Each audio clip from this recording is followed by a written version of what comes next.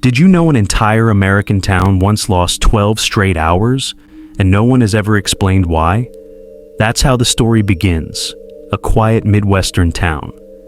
Population, small enough for everyone to know each other, big enough for secrets to hide in plain sight. On the night of June 14th, 1954, people remembered going to bed. Simple, ordinary. The kind of night where the crickets buzz, the wind slows, and the world settles into itself. But then, something happened. Every clock in town stopped at 2:17 a.m. Not one, not a few. Every single one. Mantel clocks, wristwatches, wall clocks in diners. The school bell system. Even a train engineer reported that the locomotive's master clock froze mid-turn. And yet, the strangest part, no one woke up. Not the insomniacs. Not the night shift workers. Not the parents with newborns who cried on schedule like clockwork. It was as if the entire town went under. When morning came, the sun rose normally, but the people didn't. One by one, residents stumbled out of their homes with the same dazed expression, eyes red, noses bleeding. Clothes dusted with a thin, shimmering metallic powder that tasted like rusted pennies. No one remembered the night. Not even a fragment. Not a sound. Not a shadow. Nothing. It was as if 12 hours had been carved cleanly out of their lives. Local police called hospitals. Doctors shrugged. A few blamed heat stroke. Others said mass sleepwalking. But then, reports started piling in. A farmer found all his livestock huddled in the corners of the barn, trembling, refusing to step outside. A teenage boy discovered 3 long scorch marks in his backyard, perfectly straight, perfectly parallel, etched deep into the soil. And an elderly couple claimed their front door was wide open, even though it had been bolted shut from inside. Still, the sheriff insisted everything was fine, until he checked the surveillance logs. In 1954, most towns didn't have fancy equipment, just basic radio towers. But even those told a terrifying truth. At 2:17 a.m., every signal cut. Shortwave radios, police dispatch, weather broadcasts, telegraph lines, all dead, all at the same second.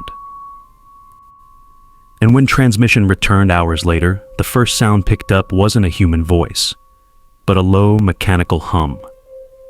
The sheriff blamed a storm. Except there was no storm. The sky that night was perfectly clear. Too clear.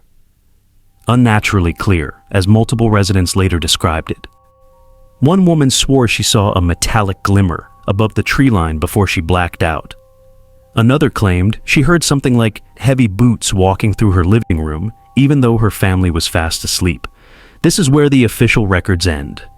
But not the story. Because decades later, someone opened a classified file that was never meant to be seen. The file was thin, too thin, like someone had already removed the parts that mattered. Inside were just 3 things. 1, a faded map of the town. 2, a list of names, all residents present during the missing night. 3, and a single photograph nobody could explain. The photo looked wrong the moment you glanced at it. It showed the town from an aerial view, taken at sunrise on June 15th. But here's the part that sends a shiver down your spine. Floating above the town was a perfect circle of disturbed air. Not a cloud, not smoke. A ring of distortion, as if the sky itself had been pulled apart and stitched back together. Scientists later called it an atmospheric lens. Locals called it something else. The eye. Whatever it was, it left marks. Weeks after the event, more symptoms began spreading through the residents. Migraines, ear ringing, episodes of deja vu so vivid they felt like rewound memories. Children waking up screaming about the tall shapes in their rooms. The government sent a team, quietly, discreetly. They told people it was a health survey, but the questions were strange. Did you hear any metallic noises? Have you noticed changes in your sleep patterns? Have any of your appliances turned on at night by themselves? Residents answered yes to more of these than they expected. One report, written by an anonymous field officer, was more disturbing than all others. They aren't afraid of what happened. They're afraid of what they felt, like something was there with them during the missing hours. After a month of interviews, the government packed up and left. No explanations, no closure, just silence. But things didn't return to normal. Animals still refused to cross certain parts of town. Electronics glitched at random. Several people claimed to hear faint whispers when standing near the old radio tower. And then, people started disappearing. Not all at once, not dramatically. One here, two there, always at night, always without signs of struggle. At first, families thought they left voluntarily, packed up, moved away, tired of the rumors. But their houses told a different story. Beds unmade, dinner still on the table, lights on, front doors unlocked, as if they stepped outside for a moment and never returned. The sheriff who once tried to calm the town, he was one of the vanished. And remember that boy who found scorch marks in his yard? He vanished too. Authorities wrote it off as relocation. Locals weren't convinced. Because each disappearance followed a pattern, their clocks were found frozen at 2:17 a.m. The same minute, the same second, the same moment time had died on that night in 1954. Rumor says the government reopened the case in the 1990s, classified again, and quietly transferred all documents to a restricted archive in Nevada. But the strangest chapter came much later.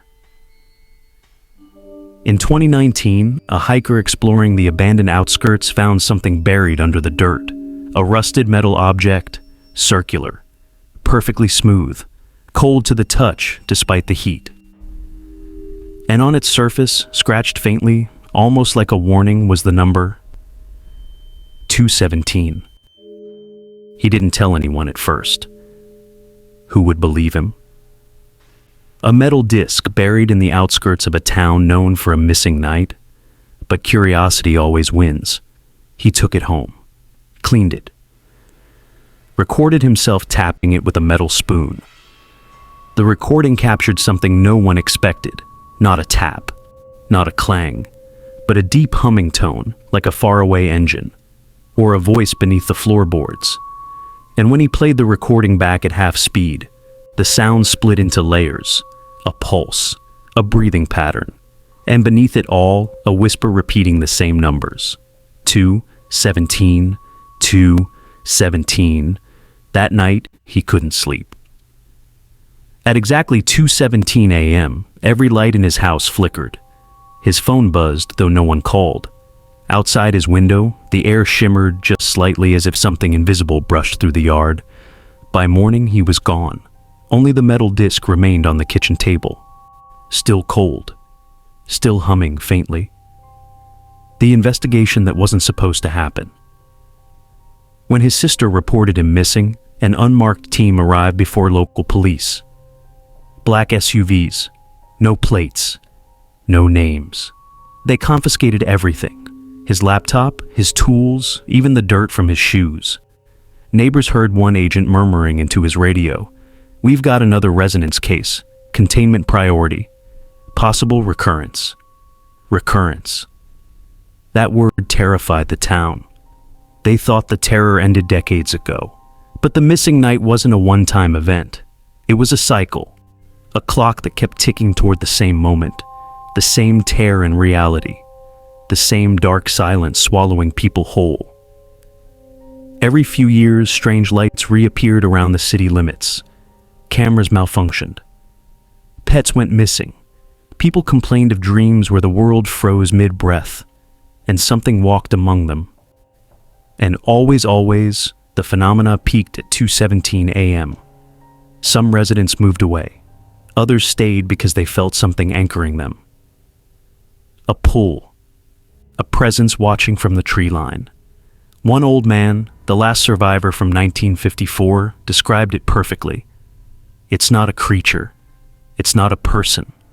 It's the space between time, noticing you. Last year, a remote sensing team scanning old mine shafts found something deep underground, deeper than any tunnels should go. A smooth carved chamber. No tool marks. No machinery. Just a perfectly round room with a single object in the center. A pedestal. Empty at the top. Circular indent. The same shape as the metal disc. As if the town was built on top of something ancient, meant to hold something powerful, that never belonged to Earth in the first place. The phenomenon wasn't an attack. It was an attempt to retrieve whatever had been lost. And every vanishing, every missing person was a side effect of the search. A sweep, a scan, a reset, a reminder that some mysteries aren't meant to be solved. If you ever wake up at 2:17 a.m. and the world around you is perfectly still, don't look outside. Something is checking the list again.